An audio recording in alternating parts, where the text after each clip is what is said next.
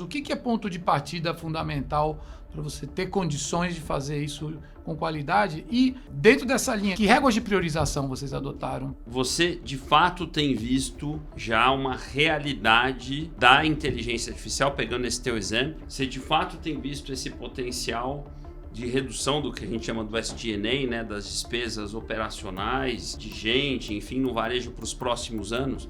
Com essa amostra, ele evitava o pagamento de R$1 milhão por mês, indevido. Aí a gente fala, bom, aqui, o que a gente vai fazer então neste ponto, neste caso? Cara, botamos a IA, que já está batendo em 95% de análise. Aí você faz a conta do quanto foi evitado.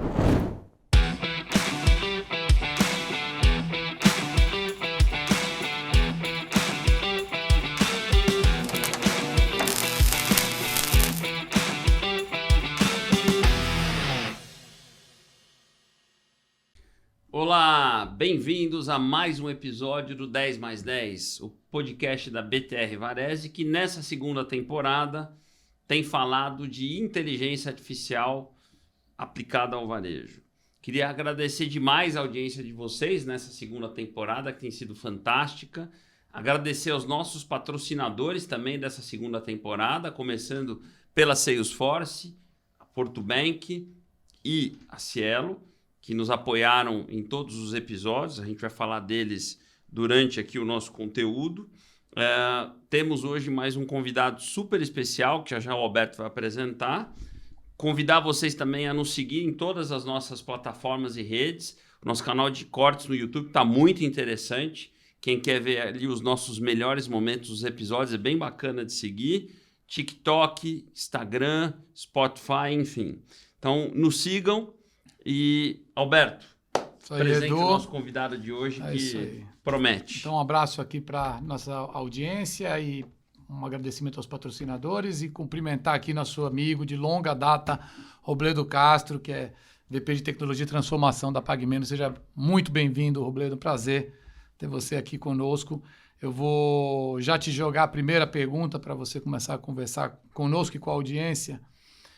E vamos começar pelo começo. A gente está nessa jornada de decifrar a IA e aprofundar como ela impacta o varejo e principalmente como ela escala com qualidade dentro dos negócios de varejo.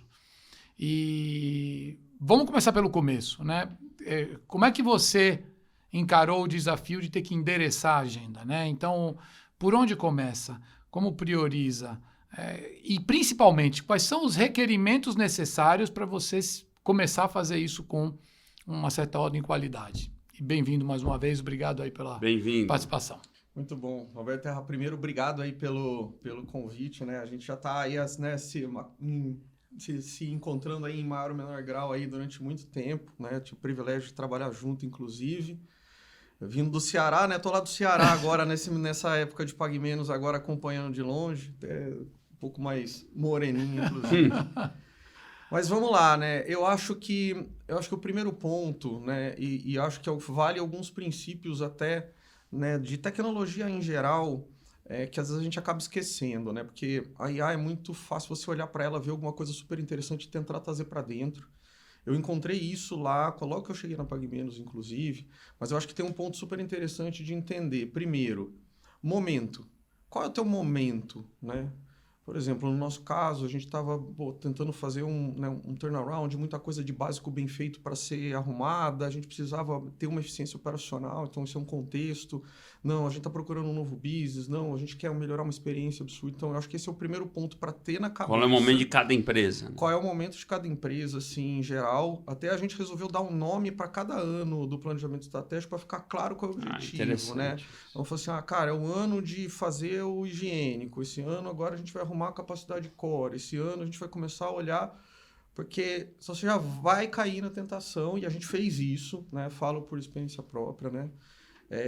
E eu acho que o outro é dentro do plano estratégico, né? Quando a gente vai descendo as prioridades, né? Os focos, depois eu posso falar um pouquinho aí do nosso foco também, do acesso, do cliente de cuidado contínuo, ficam muito claros também o que é relevante eu ter um diferencial ou mesmo um nível de eficiência, porque são duas coisas separadas, mas importantes, né? Lembrando até na época da Revolução Industrial, quem tinha máquina fazia mais do que o manual, não necessariamente era um diferencial, era uma questão de capacidade de execução.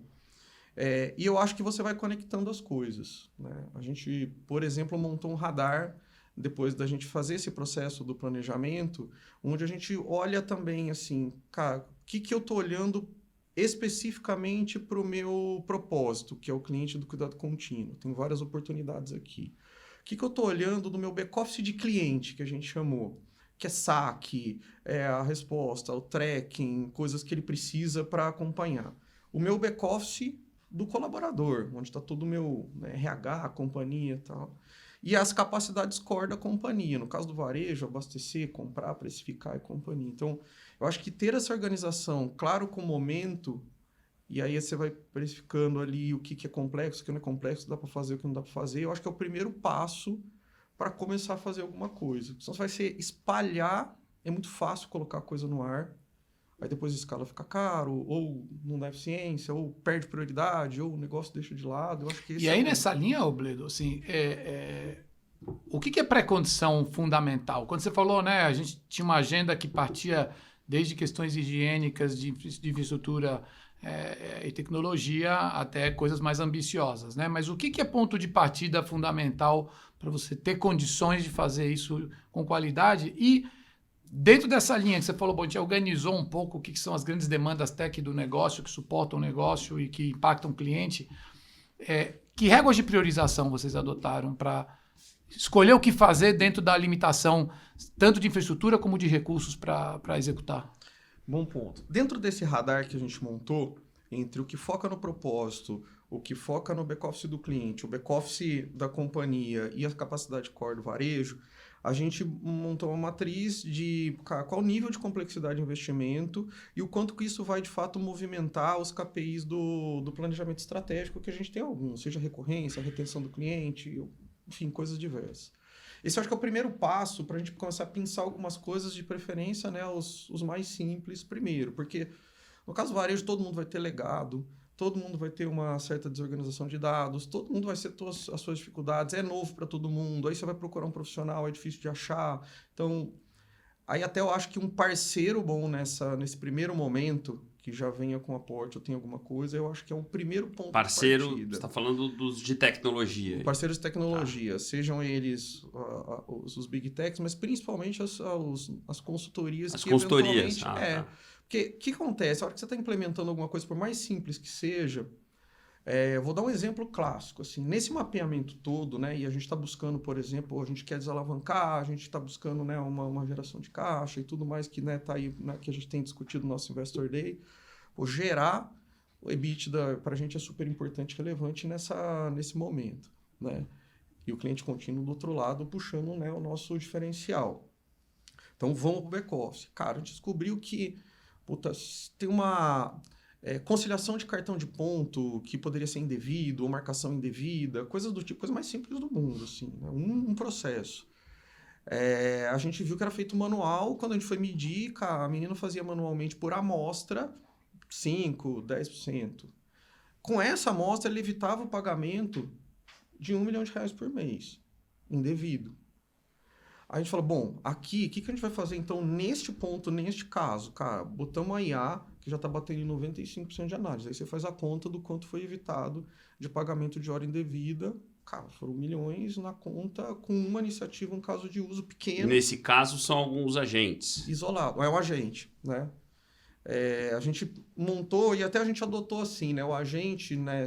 A gente falou, o agente pode ser ele uma IA ou não. Né? No fundo, a gente coloca tudo até na plataforma de agente, porque às vezes até um RPA resolve, um script, um programa em Python ou uma IA, aí, como nesse caso que vem cartões de pontos todos desestruturados, né? Um arquivo texto que você tem que primeiro interpretar, depois cruzar. Mas a gente olha muito isso, porque senão você gasta esforço fazer um negócio legal, você vai ver a captura desse tamanho, dá até um buzz. Mas a gente colocou xiita, buzz pra gente agora, não queremos sair na mídia só para falar que a gente é uma empresa inovadora no sentido de estar... Não, a gente vai arrumar básico bem feito. E aí esse eu acho que é o primeiro passo, porque começa a dar tiros que aí você volta pro board e fala, olha, dá uma olhada nesse caso, dá uma olhada nesse. Você, opa, Vamos pôr dinheiro nesse negócio. Aí agora a gente já está organizando times dedicados maiores para poder alavancar. Então eu diria que talvez esse é o primeiro passo que a gente deu por experiência própria, que eu acho que vale a pena. E aí, assim, pegando o teu ponto e o momento da Pague Menos que a gente tem acompanhado e os resultados são muito bons, e essa necessidade do EBITDA. E a gente sabe que o varejo é um negócio muito sensível à despesa, né?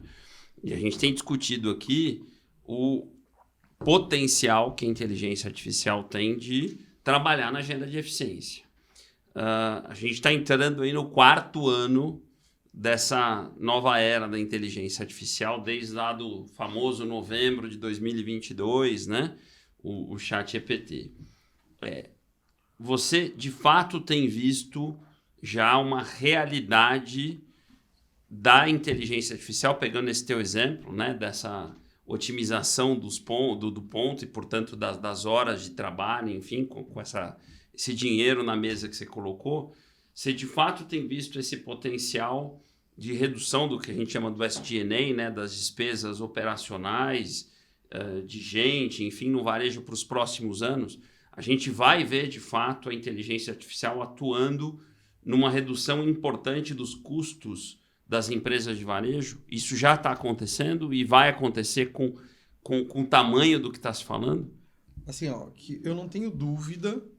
E eu dividiria esse custo, né, talvez em algumas linhas. Perfeito. O custo propriamente dito, de eu eventualmente eliminar o serviço, que não é tão óbvio. Que é gente. Porque você pega, gente, mas mesmo assim, às vezes é gente de valor muito baixo. Aí quando você vai botar o custo da IA escalada contra o valor, a conta fica mais ou menos. Tem captura? Tem. Né? E, às vezes em maior ou menor grau, quando você pega talvez um saque, um primeiro atendimento, reduz um pedaço. Que foi onde começou. Que foi onde começou, né? Não diferente a gente. Mas eu acho que tem, por exemplo, esse exemplo do ponto que eu dei, que está numa série de capturas ali da jornada do colaborador, que a gente olhou.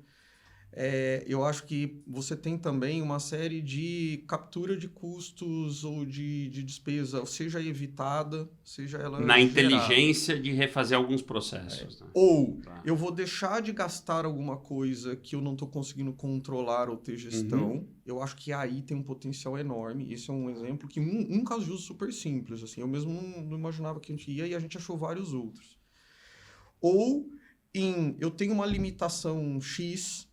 Eu vou dar um exemplo aqui, jurídico mesmo. A gente tem uma dificuldade enorme, porque é muito regulatório, muita defesa, muita interpretação de contrato. A gente recebe coisas do ministério, cada um vem no formato diferente, tudo em texto. Cara, e a gente não consegue ter capacidade de resposta e às vezes você acaba perdendo muita coisa. Imagina você perder um programa de farmácia popular, você perder uma venda de medicamento controlado e tal. Aí, quando você usa a tecnologia IA para isso, que é coisas assim muito simples de fazer. Simples, eu falo, a galera do meu time quer me matar às vezes, né? Porque depois tem todas as conexões por trás, mas... resolver processos simples. É mais resolver simples do que colocar simples, muita gente. Isso, né?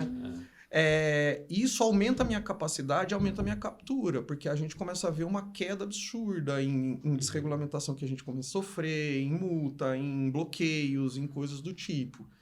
E eu acho que aí tem uma coisa que a gente que é mais difícil de... Tem as coisas maiores, então a gente separou, inclusive, em governança. Cara, o que é capacidade core do varejo? Esses são muito bem governados. Então, por exemplo, a gente está aplicando no pricing e no abastecimento, abertura de loja. São um exemplo que a gente tem. Cara, não vou comprar um sistema mega complexo que eu tenho que botar um pacote, aí eu vou ter que adaptar porque ele fica quadrado. Então, a gente foi para IA.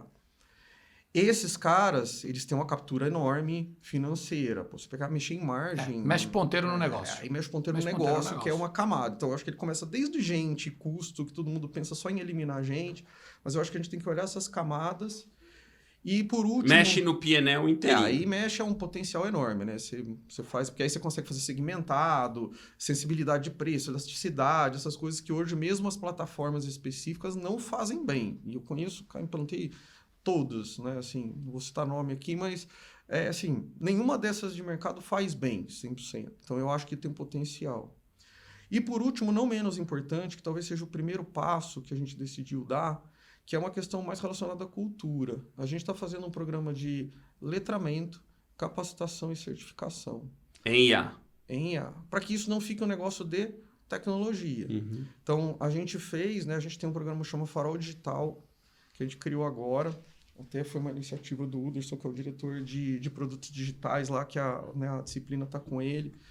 Então, você pega, assim, a gente fez um letramento completo, começou pelo C-Level, botando a mão na massa, inclusive, né? Descemos para a diretoria e para o N2, sempre assim, né? Empodera o líder antes do liderado, é um bom princípio para você vender.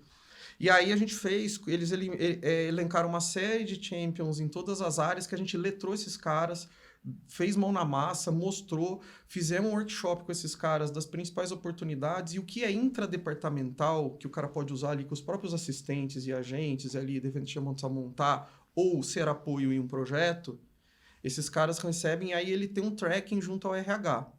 Isso vai sendo certificado, a gente está montando agora certificações, como se fossem os programas de Yellow Belt, Black Belt, isso entra na tua avaliação do final do ano. Mas isso vai ser para elegíveis ou você vai abrir para todo mundo? A gente vai abrir, só que a gente está indo num processo de engajamento liderança, que a liderança vença, indique e os caras se candidatem e participem. Isso vai chegar nas lojas? Isso vai chegar nas lojas em algum momento, né? Nas lojas, no primeiro momento, né, como a gente está arrumando muita coisa e muito processo de loja, a gente está usando assim, cara, todo segundo que eu tiro de um cara na loja para poder atender, vale ouro. Vale mais que qualquer hora do escritório. Sim. Até Obsessão pela Linha de Frente do livro, até que o nosso querido Pimentel indicou para a gente ler lá, que é dos princípios do líder, Obsessão pela Linha de Frente. Isso foi uma que o Jonas colocou para a gente também, assim como o Xiita, e está dando resultado. Daqui a pouco a gente vai começar a colocar na mão deles também um pouco mais para ele se virar, porque não adianta eu colocar nada agora que o cara está tão soterrado que ele não vai olhar. Mas agora, pegando o gancho, Robledo, que você começou a falar de governança, né? E esse que é o grande tema para a gente tema central aqui hoje, nosso, né? Então, você comentou, a gente tem, olhando um negócio de varejo, você captura valor pela IA em coisas de altíssimo impacto, muito estratégicas, centrais para o funcionamento desse negócio, e que pequenos ganhos geram grandes impactos, mas você tem uma infinidade, né, uma cauda longa gigantesca de muitas pequenas oportunidades espalhadas na complexidade do que é um negócio de varejo, tem muita gente espalhada em todos os processos, né? Então, como é que vocês organizaram a governança, começando por aí, né? Então, assim, você falou, olha, a gente escolheu umas 3 batalhas muito estratégicas, que essas a gente colocou no holofote, e a gente pilota e acompanha. Mas como é que você organizou as regras, as ferramentas, e principalmente a gestão de riscos, para poder descentralizar essas outras que são de menor relevância estratégica, mas não significa também, não necessariamente menores em impacto, né? Então, e como é que você está gerenciando riscos e limitações nesse negócio, né? Onde é que você definiu as fronteiras, os guardrails e as ferramentas que controlam tudo isso? Esse talvez seja a pergunta do milhão, né? Que todo mundo ainda tem muita gente, eu diria assim, de tudo que a gente está consultando, pedindo ajuda, Patrícia Peck a todo mundo, e consulta um, consulta outro, ela está com a gente, inclusive.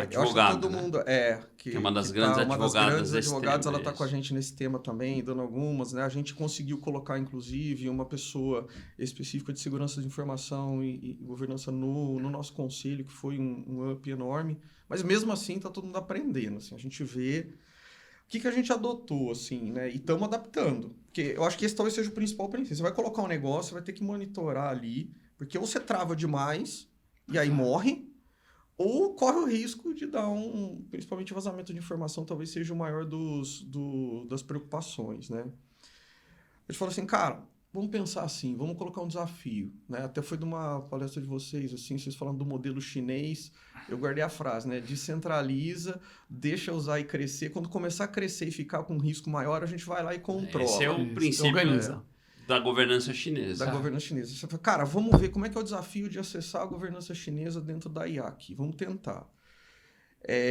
Então, a gente selecionou pelo menos alguns agentes, né, mais, né, capacitados. Estamos testando alguns, desde Gemini, desde ChatGPT. A gente liberou alguns, os tradicionais Gama, de PowerPoint, aquelas coisas todas. E estamos testando algumas proprietárias para alguns assuntos específicos. Esses capitães que a gente colocou, eles são responsáveis por por elencar os casos de uso e ajudar as áreas internamente seja o jurídico a revisitar um contrato, seja o marketing a fazer alguma peça e gerar com antecipação. Aí você tem um monte de ganho que não precisa estar a tecnologia lá desviando um recurso super crítico para colocar. Você homologa, capacita e descentraliza. E estamos monitorando. Né, assim, estamos lá olhando, estamos vendo o que está passando, se está tendo upload. Aí você usa um pouco das ferramentas de SI, de vazamento de dados. Tem CNPJ, tem valor de venda. Eu estou avalizando o contrato aqui. Cara, mas esse contrato ele é restrito a uma série de filiais. Pô, se vazar o risco de um dano grande é muito pouco para a gente pegar? Então aqui deixa. Então, a gente meio que deu uma analisada e incentivando o pessoal no uso e estamos medindo quem está usando. Porque você consegue saber quem está usando, o que está passando, que dado o cara está dando upload, que dado o cara está mexendo, está baixando. Então, aí você tem plataforma para orquestrar e controlar tudo isso. Tem que ter, né? Você vai ver. Você vai em outro dia, eu estava num parceiro nosso, que é uma multinacional aí das grandes consultorias tech. Eles têm acesso ao ChatGPT, mas não conseguem carregar um monte de arquivo, né? Porque a ferramenta de SI bloqueia ali. Aí fica limitado. Aí o que você faz? Vai para o pessoal. Porque hoje em dia também é muito complicado, cara. Assim, você falar que você vai só ali no ambiente corporativo restringir, o cara vai pro pessoal, fica pior ainda. Né? E você desvia o risco lá. E se você não pode ir pela máquina, ele vai no celular dele. Não, e até para mim, cara, assim, eu tenho mestrado em segurança da informação, né? Quando foi a minha formação. É um desafio para mim pensar diferente assim, porque com a IA, né? Com a IA e com esse negócio, descentraliza, depois controla. Não, cara, vai vazar um negócio aqui, você fica numa coisa, mas você tá tendo, eu mesmo, como profissional formado de segurança da informação, tô tendo que pensar um pouco diferente, né?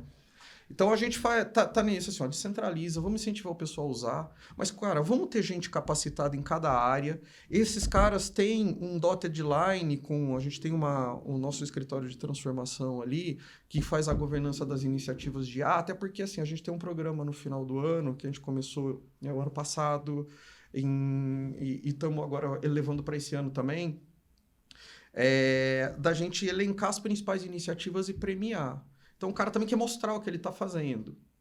Parece um negócio simples, mas funciona. Porque o cara quer fazer um negócio diário, quer mostrar. Porque mostrar tem visibilidade. Vai ser apresentado na feira que a gente faz no final do ano, todas as iniciativas. Então, eu acho que de novo, né? Tem que conhecer um pouco da cultura, mas a gente está indo muito nesse modelo. Descentraliza, monitora, cria um processo com as pessoas, que você tem os seus infiltrados ou champions, ou enfim, né? A gente chamou de guardiões da IA. Né? Guardiões da IA. Guardiões da IA. Eles têm uma camisa que eles usam de guardiões da IA. Eles se tornam os embaixadores da IA para disseminação.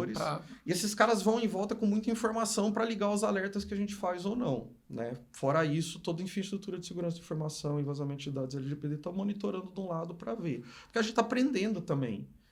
E aí, em vez de você sair bloqueando tudo e pedindo permissão e desencorajando, eu acho que de uma forma, assim, pelo menos tentando gerenciar a exceção e o dano pequeno, eu acho que cria uma cultura de aceleração e a gente está vendo muita gente. Por exemplo, o processo nosso de onboard, a gente está procurando ferramenta, porque onboarding de loja de varejo, vocês sabem, né? Isso é uma rotatividade absurda, aí você vai fazer, vai marcar entrevista, não tem. A gente tem 27 mil colaboradores, uma rotatividade alta. Cara, a entrevista e o nosso... principal DNA, a gente quer levar o atendimento do Nordeste de coração, diferente de um atendimento protocolar, para o Brasil inteiro. O perfil do cara é importante quando eu contrato ele. Mas como é que eu analiso a sensibilidade do cara? Tem uma porrada de gente entrevistando. Cara, vamos botar aí o próprio cara do guardião de IA do RH, junto com o nosso cara de tecnologia, eles fizeram um protótipo para fazer primeiro o agendamento das entrevistas por WhatsApp. O cara não pode esse horário, pode esse. Sabe que negócio você fica? Pode esse horário, volta com o gestor. Volta com o gestor, volta não sei o quê. Volta lá e volta aqui, volta aqui. Aí já organiza pela agenda do gestor e a gente analisa a sensibilidade da entrevista. Já está dando muito dado para a gente aprender. A gente pegou esse processo agora, a gente está botando a governança nele para poder escalar. Porque ele foi feito ali com pau e pedra ali, mas ficou muito bom. Eu não vi uma startup fazendo um negócio desse. Então, tem risco? Tem. Mas a gente está apostando no modelo chinês, né, de incentivar e depois controlar muito quando cresce.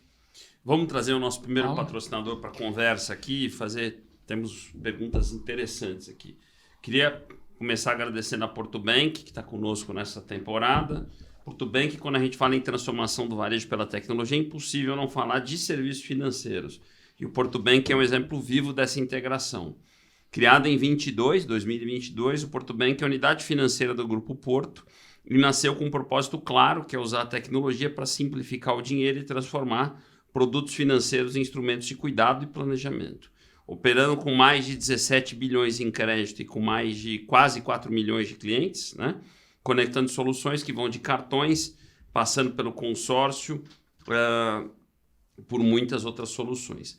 Porto Bank, hoje expandindo sua atuação no mercado B2B, vem se aproximando do varejo de grandes parceiros para construir relações de longo prazo. Ela acredita que o futuro do varejo não se faz apenas com tecnologia, mas também com cuidado, planejamento e parcerias que geram valor real. Então, Alberto, agradecendo aí o Marcos Loução, CEO do Porto Bank, tem uma pergunta para o Robledo. Grande abraço aí para os nossos amigos da Porto, do Porto Bank, e o Loução, que é o CEO do Porto Bank, que te faz a seguinte pergunta, Robledo. Aliás, ele toca num ponto muito crítico, no qual, inclusive, nós já tivemos algumas discussões no passado, né? Que é esse desafio gigantesco nas empresas de varejo tradicionais, que é balancear a alocação de recursos em sustentação versus transformação e inovação, né? Então, a pergunta dele é exatamente isso. Como é que você prioriza investimento de tempo, recursos, estrutura entre a sustentação do core e do que carrega o negócio versus as necessárias agendas de inovação e transformação, e no caso específico em IA, né? Então, você está conseguindo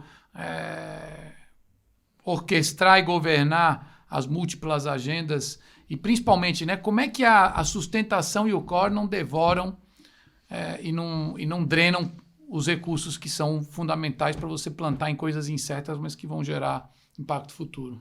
Legal. Essa é uma belíssima pergunta e talvez seja o dilema de todo modelo que você pega uma empresa, né, que você está reorganizando, fazendo um turnaround, que acho que tem sido os últimos cases, né? Pague Menos também, a gente está passando uma transformação muito grande. Eu acho que tem alguns pontos que são importantes, né? Alguns eu até peguei muito do Gartner lá atrás, há 15 anos, quando a gente começou a trabalhar, que é, primeiro, já pensar no modelo organizacional que separe a sustentação da transformação. As estruturas. As estruturas, né? Porque por mais que eu coloque processo de priorização, matriz Gucci, não sei o quê, se quiser, a gente vai ser soterrado. E o dia a dia drena. E o varejo não dá para ficar, não, eu não vou mexer no planejamento. A sustentação do varejo é muito pesada. Não vai surgir. Cara, surgiu uma oportunidade, vamos entrar no TikTok para fazer a venda e não sei o quê. Cara, vou ou não vou? Cara, pode ser que seja estratégico, vamos. Mas não, 3 meses para frente e tal. Perdeu o timing, né? Por outro lado, também não dá para fazer só isso. Então, a primeira coisa, para mim, não foi diferente assim. Eu separei uma diretoria de operações de tecnologia e a sustentação de aplicações foi lá para dentro. Ou seja, esse cara toma conta não só de infra e atendimento, ele toma conta do dia a dia, do run the business, ponta a ponta. Arrumar problema, corrigir um negócio, colocar um negócio atualização, novo. Entrou um meio de pagamento que você precisa habilitar no PDV e fazer aquele mini projetinho, essas coisas, é dia a dia, assim, né? Isso faz parte do business e a gente dimensiona o tamanho do tubo e faz caber lá dentro. E os legados ficam todos aí dentro. Na verdade, o legado, você tem dos dois lados, né? Sim. Então, e aí, vou chegar no segredo do desafio. Do outro lado, você vai ter as equipes de transformação. E aí eu acho que tem um papel específico aqui de você mudar um pouco para o modelo de... Eu uso produto com aspas, porque não dá para você produtizar tudo. Mas o produto tem um conceito, um papel que eu acho relevante, né? O gerente de produto, ele tem a tendência, né? Diferente do produto, o app, o site, o X, o Y, Z, eu tenho uma jornada. Então, eu tenho um cara tomando conta dessa jornada. A jornada da loja física, a jornada da loja digital, a jornada do estoque, que vai desde a definição do sortimento até a perda. Porque, às vezes, o meu sortimento está gerando a perda lá na ponta, né? A inteligência de produto, enfim, a jornada do colaborador, do hire to retire, a gente dividiu as importantes. E o objetivo desse cara é montar um roadmap. Por quê? Quando eu consigo montar um roadmap com visibilidade da companhia, com importância para aquela jornada... Você tem um PO para cada jornada? Mais do que um PO, eu tenho um PM. Você tem um PM para cada jornada. Eu tenho um PO para cada produto. E um PM para cada jornada. E um PM para cada jornada. Tá. E os POs, eles são até agrupados por PM, mas o PO, por exemplo, um app, ele pode tocar a jornada do cliente, a jornada de estoque, a jornada de pagamento, acaba no app. Porque eu tenho pós-venda, tenho fidelidade, tem um monte de coisa ali. Então, o produto, ele acaba tocando várias jornadas. Mas o olhar da jornada, ele ajuda muito em construir um roadmap, que para mim, assim, quer acabar com a priorização? Monta um roadmap. Porque o roadmap ele é um jogo combinado. A gente mexe no que está programado. Podemos trocar? Podemos trocar, mas eu troco a jornada. Tudo bem que tem uma complexidade de capacity planning, de descer essas jornadas para os produtos, mas isso é um capítulo à parte. Mas eu acho que isso é um fator assim, muito chave, porque aí, cara, isso mudou muito. Por exemplo, o digital agora, que a gente estruturou, começou pela jornada física, foi para o digital agora, a gente está tendo um resultado muito bom, porque em vez de eu ficar brigando, vou dar um exemplo clássico, estava numa reunião, CPTO, não sei o quê, vamos fazer uma feature X, que no processo de pricing mostrou que no digital tinha um ganho. Normalmente eu sairia aquele negócio, cara, precisamos fazer e vamos, e corre, atropela e vai, tem que fazer, porque tá um gargalo, tá na fila de TI, ou já estava no roadmap. Não, vai estar no roadmap agora o primeiro semestre. A gente acordou que é lá. Beleza. Zero barulho. Então, tá endereçado. Isso é uma coisa. Da parte organizacional e governança. Aí tem a parte técnica, né? Porque você tem um legado ali que está servindo as duas coisas. Sim. Imagina 2 times mexendo no mesmo lugar e nas mesmas coisas e tal. Aí eu acho que o time de arquitetura tem um papel super importante em ser esse cara que vai ter o olhar cross. A arquitetura, normalmente, todo lugar que eu entro, por acaso, é a arquitetura, eu quero definir padrão, eu quero ditar regra, eu quero auditar, vira quase que um órgão de governança. E para mim a arquitetura deveria estar inserida nos desenhos cada vez mais, muito mais próximo da engenharia ali no desenvolvimento, porque quando o cara está ali, ele ajuda nessa validação dos desenhos, para lá e para cá tal. Então ele é um ponto de contato, né? Quase que o engenheiro que está controlando 2 obras em paralelo, que não perde a visão da planta e do que está acontecendo no dia a dia. Ele está em linha com seus heads de operações. Exato. E de inovação. E aí cada arquiteto ele é responsável por uma série de plataformas. Cada plataforma, sim, aí tem seus gerentes de plataformas, engenheiros, desenvolvedores e companhia, né? Principalmente para quem tem muito legado como com a gente. E aí você começa a desenvolver uma camada de serviços, né? Eu acho que talvez o primeiro trabalho que a gente fez lá atrás, né? A gente, lá na Rap, foi a primeira coisa que a gente construiu lá, né? Uma camada de serviço para poder reaproveitar. Porque senão também você está fazendo uma série de coisas aqui no meio, ajuda nessa velocidade. Então, eu diria que organização de time, um modelo de governança e trabalhar aqui um pouco na arquitetura, porque se eu ficar, vou resolver o legado, vou mudar, vou implantar, cara, é mês, você não vai chegar nunca, até porque no meio do caminho... Às vezes. Eu acho que até uma jornada sem fim, sabe? Porque parece a caverna do dragão, que você não consegue achar saída, porque você anda 3 anos, não é à toa que o varejo tem tanta tecnologia heterogênea. Sim. Porque você anda 2 anos implantando tecnologia nova, vem outra e muda a gestão. Sim. Aí você muda... Não, às vezes um produto digital vira um legado. Vira legado, aí você tem que... Agora, nessa linha, quando você cria as jornadas que definem os heads de macroagendas, embaixo deles os donos de produtos digitais, né, que é o conceito de PMPO que você descreveu, né, aí você produtiza. Esse cara passa a ser dono de um produto perene, um gestor de um produto. Isso. Depois que ele constrói, ele gerencia. Isso. Com uma diferença que, como eu não tenho dinheiro para produtizar tudo, ou seja, produtizar leia-se, eu tenho capacidade dedicada só para aquele produto e ele se evolui. Alguns são assim, como o nosso app, que é estratégico, eu tenho uma capacidade dedicada para ele. O nosso meio de pagamento, no nosso coisa, eu tenho uma squad dedicada para aquele produto com um orquestrador de meio de pagamento. Outros é uma esteira que toca vários produtos e eu vou quase que no AMS ali, só que no modelo de Kanban, vamos dizer assim, um modelo ágil que eu vou priorizando ali. Porque assim, eu decido o que é estratégico, eu não quero concorrer, o que vai brigar ali no dia a dia com o que dá para fazer e vai entrar numa outra... Deixa eu aproveitar um pouquinho o teu mestrado em segurança da informação, aí, que acho que é um tema legal, acho que quer explorar um pouco o tema da governança e da segurança. A gente tem visto o tema do cybersecurity explodir nas empresas, né? Os episódios de segurança se tornarem críticos. Se a gente trazer a IA para esse tema, a IA e é uma pergunta meio, né, tem uma pimentinha aí para você explorar. A IA traz complexidade para o tema da segurança da informação ou traz solução, né? Ou as duas coisas? Não sei se ficou claro aí, né? Quer dizer, lá quando você fez o seu mestrado era sem IA, né? Então aquilo era um ambiente mais simples.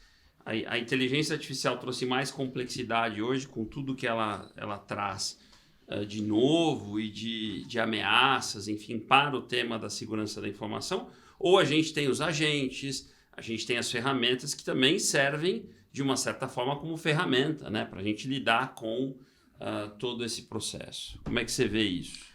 Eu diria que assim, né? Sempre vai mudando, né? A cloud já foi um desafio gigante, porque pensa o seguinte, lá atrás... O primeiro capítulo da complexidade foi a nuvem. Lá atrás, como era um hub, né, com ou seja, você estava tudo atrás do teu muro. Então, na cabeça da cara de segurança, é igual com o castelo, né? Eu fortaleço em torno do meu castelo, boto fosso, jacaré e não sei o quê, em campo minado, eu estou protegido, porque eu sei o que eu estou protegendo. A cloud já quebrou isso completamente, porque tem coisa que está saindo por fora, não está mais no seu domínio. Então, já mudou completamente a maneira que a gente faz, né? Eu já tenho que pensar de forma descentralizada. Então, que surgiu já muito do controle por comportamento.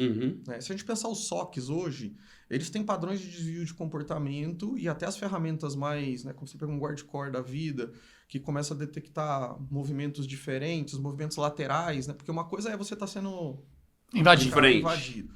Outra coisa, o cara tá lá e começa a movimentar lateralmente dentro, você não tá vendo, que é onde o ransomware naturalmente se consolida, né? Sim. Porque leva meses um ataque de ransomware. Ele pega uma entrada lateral e depois ele fica vai lá, movimentando, onde está seu backup, porque a primeira coisa que você vai fazer vai tentar voltar backup, então eu vou botar lá um negócio lá para fazer isso, tal. O cara vai movimentando. Primeiro ele normalmente pega o backup para te pegar.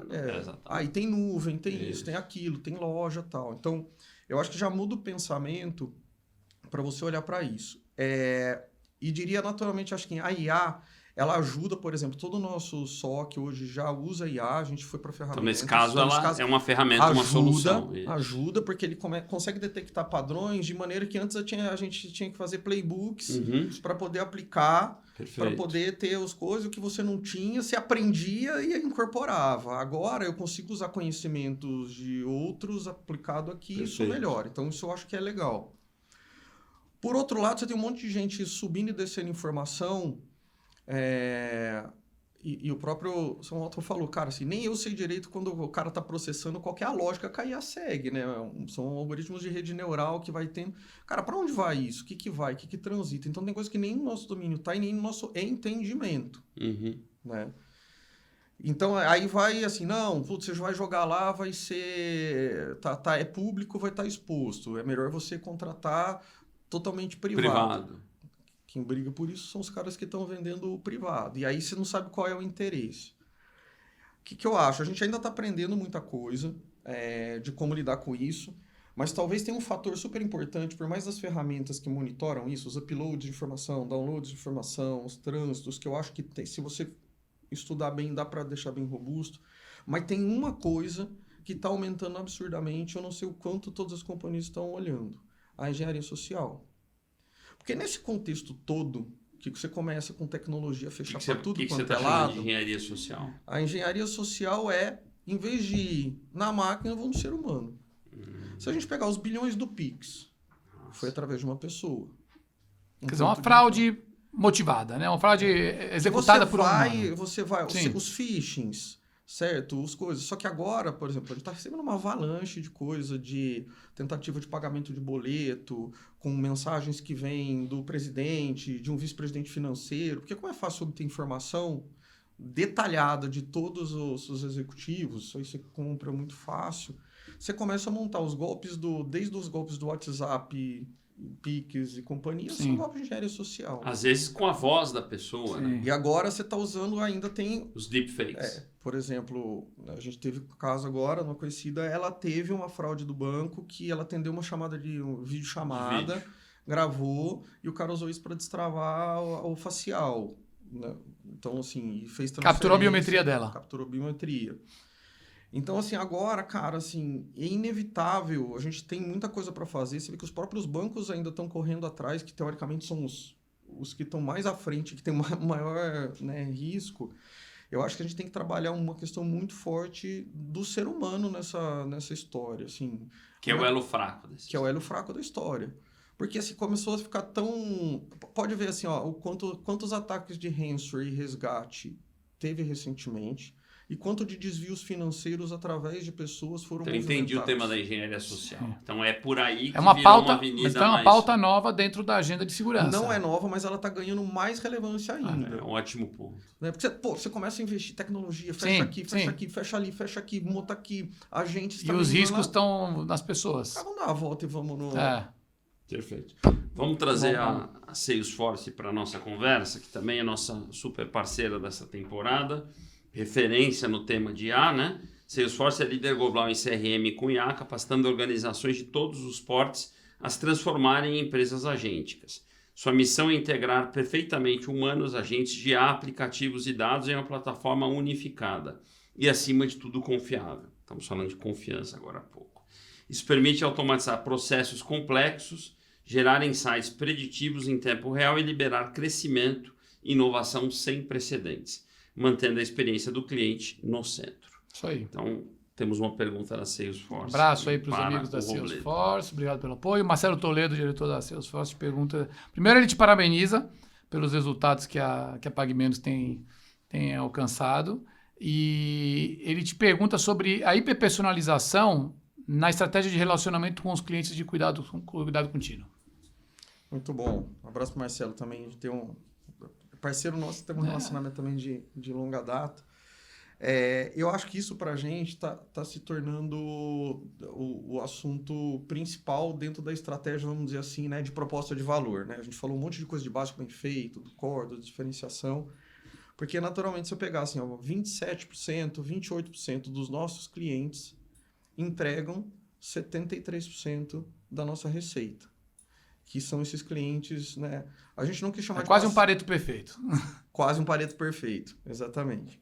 A gente não quis usar paciente crônico, porque paciente já parece que o cara está no hospital, crônico parece que vai morrer, então vamos usar um negócio, né? Cliente de cuidado contínuo, que até se acaba outras coisas. Por exemplo, quem usa recorrentemente coisas do tipo, até de estética, de coisa, que também é suplementos, suplementos, enfim, se acaba sendo... Mas a gente pegou as principais patologias, né, e estamos usando. É impossível você ter um tratamento personalizado com esse cara da maneira tradicional de ficar definindo regras e pontos de interação, né? Até porque, primeiro, eu dependo do que esse cara compra para entender a molécula que ele usa, com qual patologia ela está associada. Dentro dessa patologia, essa própria molécula, vamos supor, sei lá, eu tomo o Ozempic, dá enjoo. Então, provavelmente, o Vonal vai estar associado, que é um medicamento de enjoo, com isso. E esse cara tem outra cesta, tal. Pra você ter uma ideia, um cliente de farmácia popular que tradicionalmente é um cliente de cuidado contínuo, que pega recorrentemente alguma coisa, ele deixa X milhões. Quando eu olho a cesta toda dele, que ele me deixa, é X vezes 4. Porque tem várias coisas correlacionadas. Sim. Mas eu quero agora, assim, qual que é o nosso grande desafio? Dentro de toda essa jornada dele, como é que eu consigo impactar ele de diversas formas? Seja no digital, no físico, no coisa, de uma maneira que seja... otimizar o LTV desse cliente. Porque a gente tem Clinic Pharma, certo? Assim, que são as nossas clínicas, a gente tem das 1.700 lojas... 1.000 a gente faz o atendimento farmacêutico, telemedicina, vacina, aplicação, né, exame de sangue, exame de uma série de coisas e já faz, inclusive, o atendimento da medicação. Cara, eu preciso lembrar a hora que esse cara volta, porque o maior desafio da indústria farmacêutica é a adesão ao tratamento. Sim. Não é à toa que uma indústria, uma Lilly, né, uma Novo, te paga para você comprar o remédio mais barato, porque ela quer entender o teu contato e entender como você tem adesão. Porque a gente começa assim com o perfil do brasileiro, não só do brasileiro, do mundo, né? Você começa a fazer o tratamento, de repente você começa a estar bem, aí você larga. Aliás, esse é o desafio do sistema de saúde. Sistema de né? saúde. Sistema de saúde. A adesão ao tratamento é uma questão crítica. Então, a prevenção está aí, né? A saúde está aí, não está em você tomar quando você tá mal. Não é só, o cara foi comprar na farmácia do lado e não na minha. Abandona não tomar, também, né? O parar de tomar. Né? Que aí tá muito em você melhorar o atendimento, os pontos de contato, como é que você mantém, programa de fidelidade, que é o mais tradicional do varejo, que há anos a gente luta com isso. Mas tem esse desafio da adesão ao tratamento e você manter a continuidade, que é enorme. E aí você tem que ser muito assertivo naquilo, que mensagem colocar, quando lembrar do exame, como é que a gente manda, como é que eu faço a oferta personalizada. Esse é exatamente o desafio que a gente está trabalhando agora. Né? Então a gente teve, né, foram nessa nova gestão da Pagamentos que a gente começou esse processo, né, de revitalização e turnaround. A gente fez um ano do higiênico, fez mais um ano do básico bem feito de capacidade score, e agora a gente está entrando nessa parte de trabalhar mais a inteligência. Estamos começando agora com o CRM, com oferta personalizada, e a gente já vê que tem um retorno muito maior, mas ainda temos um caminho enorme para evoluir. Isso com certeza é um desafio que a gente está... E até que tipo de serviço eu ofereço para esse cara? Será que esse cara que é o recorrente do recorrente tem que ter um concierge? Não, X, Y, Z, toda aquela... E a IA está te ajudando nessa agenda? Está ajudando hoje na interpretação dos dados e em alguns parceiros que a gente está usando nessa orquestração de impacto de CRM, vamos dizer assim, e growth. Perfeito.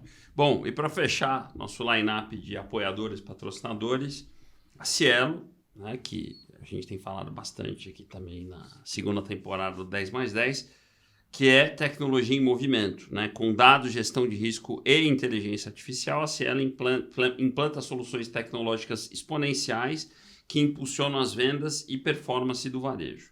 Na Cielo, a IA é o motor invisível que transforma a tecnologia em estratégia, antecipando falha nas maquininhas, direcionando transações com inteligência e transformando dados em decisões que moldam o futuro dos pagamentos. Mais do que uma promessa, a IA é o pensamento de futuro que orienta cada movimento da companhia em um setor que é guiado por velocidade, segurança e soluções customizadas. E acho que a Renata, né, que é a vice-presidente da Cielo, tem uma pergunta para o Robledo também. Abraço aí para os nossos amigos da Cielo. Renata Daltro, que é a VP comercial da Cielo, eu te pergunto assim, bom, primeiro ela faz referência a uma menção sua da importância de evoluir a arquitetura e analytics, né, como aceleradores de inovação. E a pergunta é, você até já falou um pouco sobre isso, como é que concilia essa transformação com a sustentação dos processos core para garantir que tecnologia não seja um gargalo organizacional? Bom, primeiro, obrigado pelo acompanhamento, a gente tem tido uma parceria muito boa. Eu diria assim, para mim o meu principal ponto, acho que nisso que ela está falando, e a gente está olhando muita coisa, né? Muita startup, muita empresa, solução de IA, assim, se você fosse atender todo mundo que fala que tem uma IA que vai resolver um problema meu assim, eu não trabalhava mais. Não trabalhava mais. E aí você vai ver, tem muita espuma. E tem um negócio que para mim é crítico, cara, qual que é o combustível da IA? Dados. Quem está, de fato, com os dados organizados, suficientes, devidamente qualificados e marcados para ter um resultado, principalmente nas coisas que têm maior impacto. Aí você vai ver, tem buraco aqui, tem buraco ali, eu não tenho todo histórico, eu não tenho a marcação do dado correto que vai me dar diferenciação para alimentar e tomar decisão. Então, assim, esse para mim é o principal desafio, né? Porque às vezes você coloca uma IA em cima, com combustível ruim, o carro já sai engasgando e a gente vê que não tem, né? A gente teve boas lições aprendidas, tanto é que a gente começou a olhar para os casos de uso até, cara, aqui ainda tem buraco, como é que a gente vai fazer? Então, a baixa expectativa talvez seja marginal, né? Vou dar um exemplo aqui. Cara, eu quero fazer uma análise de desconto personalizado, tal. Bom, vamos pegar o histórico aqui e ver como é que foi. Cara, mas eu não tenho diferenciação de desconto na minha base. Ferrou. Como é que vai entender? Aí começa os processos dando 2 vezes mais coisa. Acho que isso é um ponto para mim crucial, né? Dados. E do outro, assim, eu volto no ponto que eu falei, assim, da capacidade core. Primeiro, eu acho que tem que ter uma revisão estratégica com poucas prioridades, entendendo o que vai de fato fazer mexer o ponteiro. Parece óbvio, mas que essa é uma coisa que a gente persegue desde que, né, de 1237 a gente está nessa mesma agenda, mas eu acho que agora ela fica ainda mais difícil.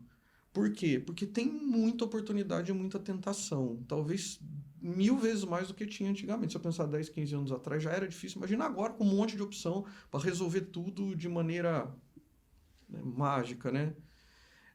Então, eu acho que assim, escolher os temas que vão ser relevantes, que de fato vão ou mexer o ponteiro, ou arrumar, e aí de novo volta no ponto de cada empresa, né? Momento de cada empresa, e mexer na estrutura organizacional e governança, eu acho que é chave. Eu não consigo ver, o cara que cuida, sustenta, faz tudo junto e vamos, aquele dinheiro se perde porque fica tecnologia de um lado defendendo o investimento, quase que dimensionando a lanchonete pela saída da escola, e do outro o cara pedindo negócio. Aí a prova, esse foi o primeiro ano de pagamento, foi assim. Aprova 10 projetos para cá e aprova metade da equipe para cá. Aí você vai ver, não casa. Parece óbvio, mas é o que acontece. Sim. Então, assim... A vida como ela é... A vida como ela é o que ela acontece. Então, vamos colocar de fato um processo de... O que a gente está fazendo agora? A gente dividiu... Nessa separação de operações e transformação, o time de transformação, a gente dividiu os times nas capacidades chaves e quando eu pego o projeto, eu ligo ele nessas capacidades. Então, ou vai o projeto com esse investimento... A gente começou, inclusive, a usar o CAPEX desses times aqui, ou não vai nada. Uhum. E o time não vai o projeto, ou o projeto não vai o time, a gente vai fazer um ajeitadinho. E estamos agora evoluindo nesse sentido, está melhorando muito, pelo menos os combinados. Está 100%? Não, mas evoluiu bastante. Muito bom. Beleza, passou muito rápido, mas assim, grandes contribuições. Queria deixar aqui de presente, a gente tem deixado para todos os convidados. O livro esse eu já ia pedir, que eu tenho autografado. Eu tenho ele no Kindle, mas aí se autografar meu Kindle ia ser difícil, eu vou guardar com Então, reforçando para nossa audiência, a temporada inteirinha do 10+10, a primeira tá nos nossos canais, né? No YouTube, temos o canal de cortes, tem o canal da BTR Varese no Instagram, no TikTok, o livro, né, publicado em 2025, né, tem a essência da primeira temporada. Agradecer muito ao Robledo pela, enfim, generosidade em dividir tudo com a gente aqui, né, Alberto? É isso aí, Edu. Acho que mais um grande episódio nessa nossa jornada de tentar explicar um pouco para vocês esse panorama da inteligência artificial que, de fato, tem transformado aí os negócios do varejo, Alberto. É isso aí. Então, Robledo, mais uma vez, muito obrigado. Obrigado à nossa audiência. Sigam os nossos canais no YouTube, Spotify, assistam a temporada inteira. Tem muito aprendizado, está sendo riquíssimo. Um grande abraço. Muito obrigado, eu que agradeço aí pela participação e sucesso para todos nós. Vamos movimentar esse país que está precisando.